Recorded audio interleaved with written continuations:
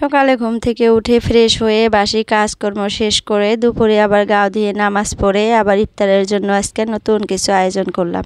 তো সব কিছু মিলিয়ে আজকের ভিডিওটা আশা করতেছি ভালো লাগবে, আর যদি ভালো লাগে প্লিজ একটা লাইক দিয়ে সাথে থাকবে। So hello everyone, welcome back to my channel Nazneen blogs. তো আপনারা কেমন আছেন? আশা করতেছি ভালো আছেন। আলহামদুলিল্লাহ, আপনাদের দোয়া এবং আল্লাহর অশেষ রহমতে আমরাও ভালো আছি। তো আমার আজকের ভিডিওটা যে যেখান থেকে দেখতেছেন, কাছে এবং দূরে, দেশে এবং দেশের বাইরে, সবাইকে জানাই অনেক অনেক ধন্যবাদ।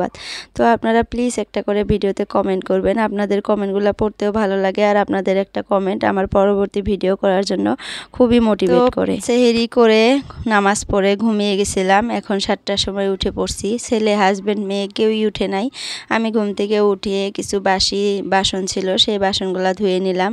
ধুয়ে দেখি যে ফিল্টারে পানি নাই, তো পানি দিয়ে দিলাম। প্রত্যেক দিনের মতো সকালের কাজকর্মগুলো গুছিয়ে নিতেছি।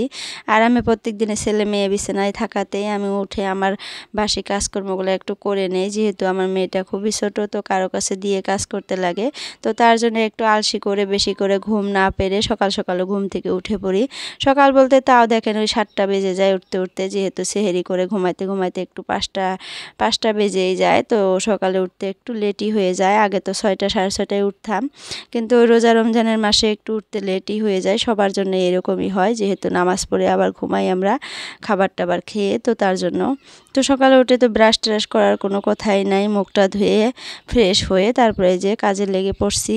তো সব কিছু করা কমপ্লিটই প্রায়, বাসনগুলোও ধুয়ে নিয়েছি, সব কিছু মুছে নিব একটু একটু করে। তার আগে মেশিন থেকে কাপড়গুলো বের করে নিলাম, ভাবলাম যে বের করে রাইখা তারপরে সব কিছু একটু একটু করে ক্লিন করে নেই। কালকেও ভালো করে মুছে নিছি, তো আজকে একটু একটু করে মুছবো। রোজা রমজানের মাস এসে একটু ভালোই হয়েছে, যেহেতু আমার রান্না বান্না করতে ভালো লাগে না, তো সকালে রান্না বান্নাটা থাকে না, তার জন্য একটু আমার খুবই ভালো হয়, খুবই হেল্প হয়। কারণ কিসের জন্য বলতেছি, আমার মেয়ের জন্য। আমার মেয়ের জন্য আমি রান্না বান্না একদমই করতে পারি না। বলেন যে রান্না বান্না করতে গেলে একটু অসুবিধা হয়ে যায় মেয়েকে নিয়ে, তার মানে সব কাজকর্মে কিন্তু আমাকে আমার মেয়েকে বসিয়ে রেখে আমি করতে পারি, বাট রান্না বান্না করতে গেলে সে খুবই ডিস্টার্ব করে। আর কোথাও বসিয়ে রেখে যে আমি কুটা বাছা করব, রান্না করব, খুবই রিস্ক হয়ে যায়। যেহেতু সেগুলো কাম একটু রিস্কেরই হয়, গ্যাসের মধ্যে রান্না করতে লাগে, কাটতে গেলেও দায়ের মধ্যে কাটতে লাগে, বা এগুলাই একটু অসুবিধার মধ্যে পড়ে যায়। তো যাই হোক, এখন রান্না বান্না নেই, এই একটা মাস আমার জন্য খুবই হেল্প হয়েছে, খুবই উপকার হয়েছে।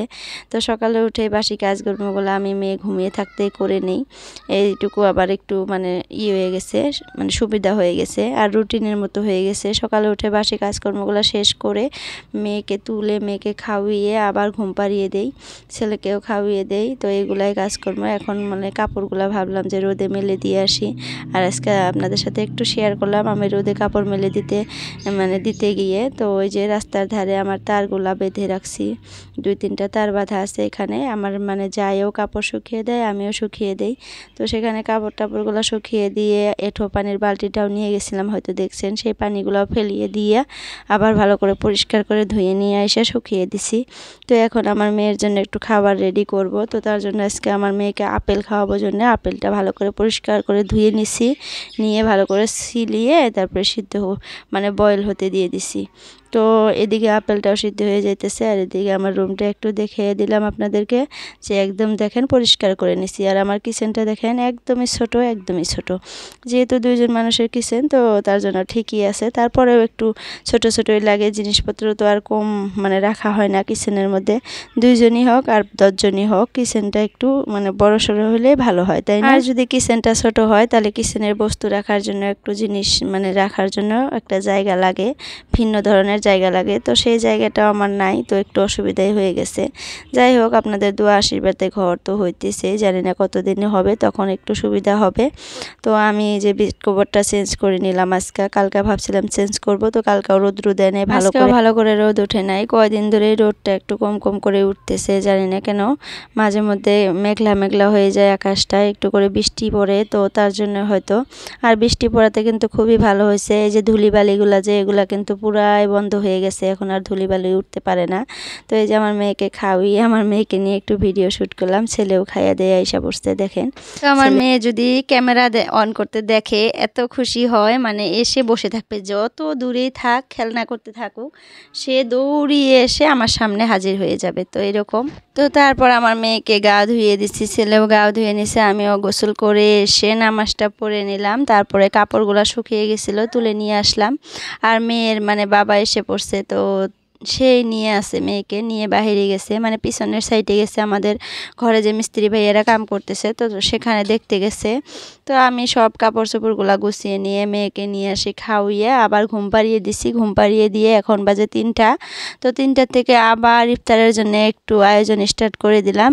আপনাদের ফার্স্টেই বলছিলাম যে আজকে একটু অন্য জিনিস করব, যেহেতু আমি প্রত্যেক দিনই বিরিয়ানি করি, মানে হেভি ফুডের মধ্যে বিরিয়ানি আর বুটের ডাল থাকে। তো আজকে আমার হাজব্যান্ড বলছিল যে পুরি করতে, পুরি আর মানে বুটের ডাল, তো সেটাই করতেছি। পুরি বহুতগুলা বানিয়ে রাখছি, হয়তো আপনারা দেখলেনই। তো পুরিগুলা বানিয়ে একদম রেডি করে রাখছি, খালি ভেজে নিব ইফতারের আগে আগে। আর যদি এখানে ভেজে রাখি তাহলে একটু ঠান্ডা হয়ে যাবে, খাইতে ভালো লাগবে না।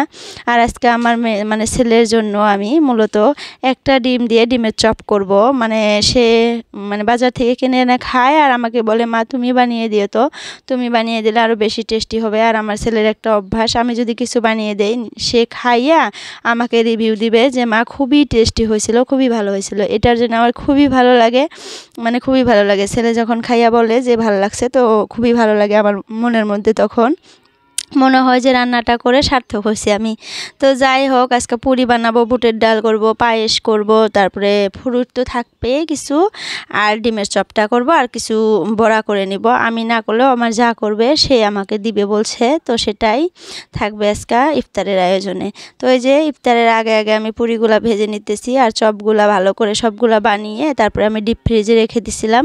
এখন বের করে নিছি, এখন একটা একটা করে সব কিছু ভেজে নিয়ে তারপরে ইফতারটা রেডি করে নিব। আর প্রত্যেক দিন একটা জিনিস খাইতে ভালো লাগে না, আমার হাজব্যান্ড আরও বেশি মানে বিরক্ত হয়ে যায়। তো আমি তো খাইতে পারি, আমার কিন্তু যা হয় তাতেই চলে যায়, কিন্তু আমার হাজব্যান্ডের কিন্তু একদমই চলে না। তার খাবার স্টাইলটা একটু আলাদা, সবার থেকে আলাদা, মানে একটু ভালো মন্দ খাবে, আর হলো একদিন এক এক খাবার খাবে, এরকমটা মানুষ, মানে এরকম। আমাকে যদি ভাত দেয় আমি ইফতারে ভাতই খেয়ে নিব, আমার কোনো টেনশন নেই। আমি কিন্তু আপুরা যত কিছুই খায় আমি একটু হলেও ভাত খাবই, তো সেই রকম। তো এই যে ডিমের চপগুলো সুন্দর করে একটা একটা করে ভেজে নিতেছি। একটা ডিম দিয়ে কিন্তু 6টা না 7টা চপের মতো হয়েছে, মাশাল্লাহ বহুতগুলো হয়ে গেছে। এই যে চপগুলো ভাজা কমপ্লিট। তো এই তো একে একে সবগুলা জিনিস আমি ভেজে নিছি একদমই। এই যে ডিমের চপগুলো একটু কড়া করে ভেজে নিছি, পুরিগুলো সবগুলা ভেজে নিছি, আপনারা দেখছেনই খুব সুন্দর করে ফুলে ফুলে গেছে আজকের পুরিগুলা। আর এই যে ইফতারও রেডি করে নিছি, চপ, বড়া, বুটের ডাল, তরমুজ, আঙ্গুর, খেজুর, পায়েস আর হলো পুরি। তো এগুলা দিয়ে আজকে আমাদের ইফতার। তো সবাই সুস্থ থাকবেন, ভালো থাকবেন। ইফতার করতে করতে আজকের ভিডিওটা সমাপ্ত করতেছি। আর যদি ভালো লাগে প্লিজ একটা লাইক করে সাথে থাকবেন। বাই বাই, আল্লাহ হাফিজ।